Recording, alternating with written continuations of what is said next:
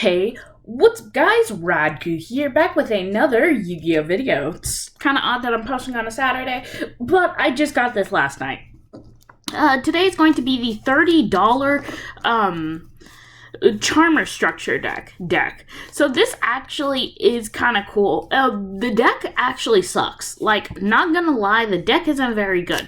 But the thing that makes it good is the fact that this structure deck came with some of the best reprints of any structure deck. Like, it got Metaverse, Terraforming, Raigeki, some of the more basic cards. It got Dark Ruler No More. It got Effect Veiler, which is getting up there in price, like $4 now, and it's got a bunch of great reprints, and really it's just really good.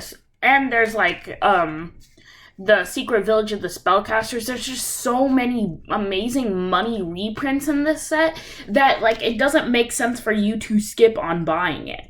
So yeah, without further ado, let's jump right into it. Starting things off, 2 copies of Witchcrafter Golem Aruru. This is kind of your win con of the deck. It's kind of weird that a Witchcrafter card is the win con of a Charmer deck. But basically, this card, I actually went over this card in my Witchcrafter deck profile recently. It's just kind of an easy special summon on a 2800 body, which is pretty big considering most decks nowadays. So it's pretty nice. I like it at 2, and it's just pretty easy to use. I play 3 copies of Familiar Possessed Usa, 1 copy of Familiar Possessed Iria, 1 copy of Hinta, and 1 copy of Hwin. So this is really your standard lineup for it. So really, like, these 3 are like the worst ones to have, unless you can buy like your deck to like some of the more expensive cards, like the Awakening of the Possessed for the water, or for the wind. It doesn't make sense to play any more of these. Like the fire one, I do actually play 1 copy of it, but like it's just not very good. So yeah, it's fine. But you kind of need to play at least 1 copy of it. And for the 3 structure decks I pulled 2 of these, and I pulled 1 of the Usa, which was actually pretty nice. Like, it was very unique for them to make altar arts of the Familiar Possessed and have them be ultis, which is really, really cool. I really liked how they did it, and I thought it was a really nice touch to the structure deck for something that just wasn't a very good deck. So having altar arts for it was really cool too. So going into some of the the possessed monsters, I play 1 copy of Awakening of the Possessed Nefariouser Archfiend. Don't know what kind of name Nefariouser is, but like it's actually a really good card. It's basically a free special summon from the deck. Like, I'm not even joking. Like, this deck is made to special summon from the deck. I was thinking about making the deck to where it's made to build up to this, but I really just didn't like the playstyle of that, which is why I don't play any of the original Charmers. As well as the fact that I play 1 copy of Awakening of the Possessed Greater Inari Fire.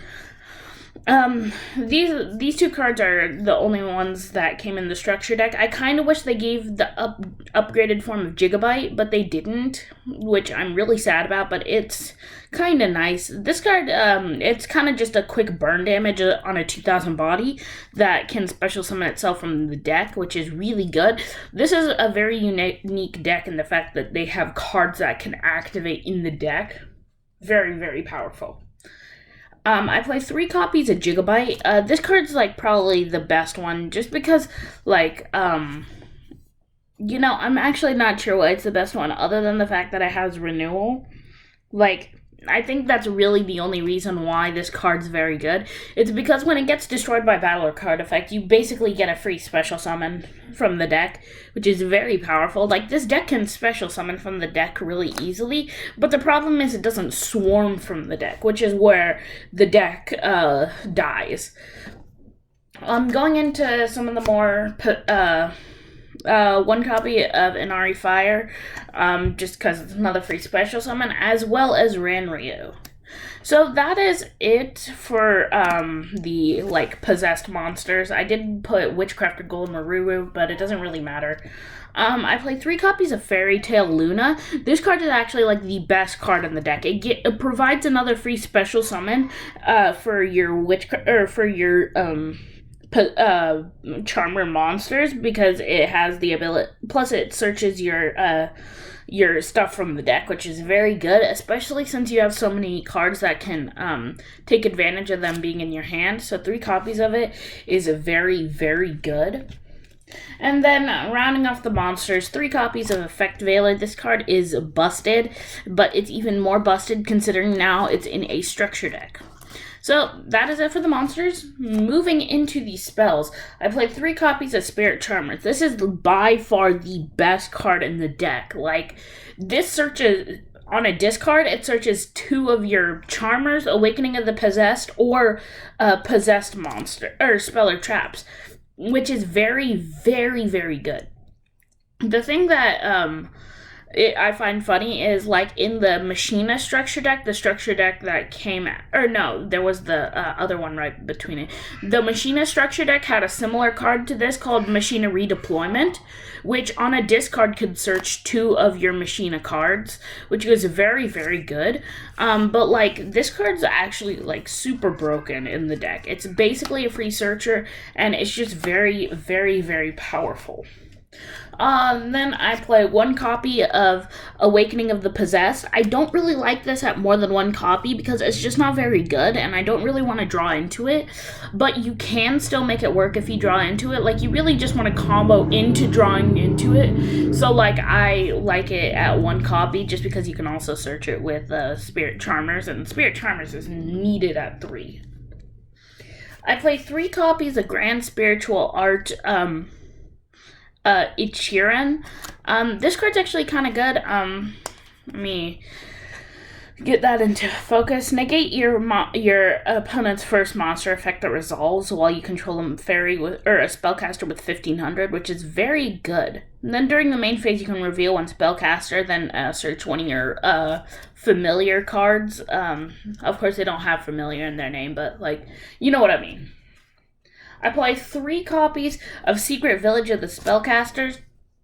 So the thing is that people really only play this on 1 copy, and this is a 45 card deck for this card. Literally, this is the only reason why this is a 45 card deck. I wanted to make it a bit more symmetric. But, like, this card is so busted. Like, it just negates spell cards for this deck. Like, think about it for a second. So, like, the best deck right now is Virtual World and Drytron. Drytron uses spells like no one's business. Virtual World doesn't really use a ton of spell cards, but it does have Qing Long, which is one of their main combo pieces. Like, so just getting rid of Qing Long is really good. And then there's Drytron, which Drytron dies to this card. Like, Drytron is very reliant on their spell cards, like their Meteonis or like their Fafnir. They have a lot of spell cards that they need to go off in this deck. So just having Secret Village at 3 means you'll be more likely to draw into it, as well as the fact that it's just a great card. I play 3 copies of Book of Eclipse. This card's busted. Like, it might give your opponent a +1, but the thing is that, like, the fact that you can flip all their monsters face down or bait out one of their negations with this card is really good. And this card kills heroes, so, you know. I'm really sad that Heroes doesn't have, like, a negation card. Like, Heroes can set up the greatest disruption and can do so many broken things, but they don't have any negation to stop those Nibirus, those Raigekis, all those things. Play 3 copies of Spellbook of Knowledge. Now, for some reason, people don't play this, but it's basically a draw 2 for the deck. So, I think the reason why people don't play this is because they can't spam out as easily. The Charmers can't spam each other out.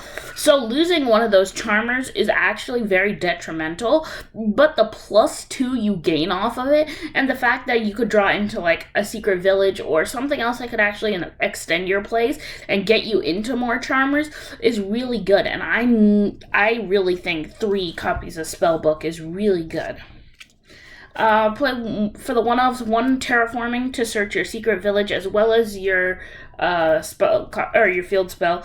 1 Raigeki, just because it's Raigeki. It literally best best removal in the entire deck.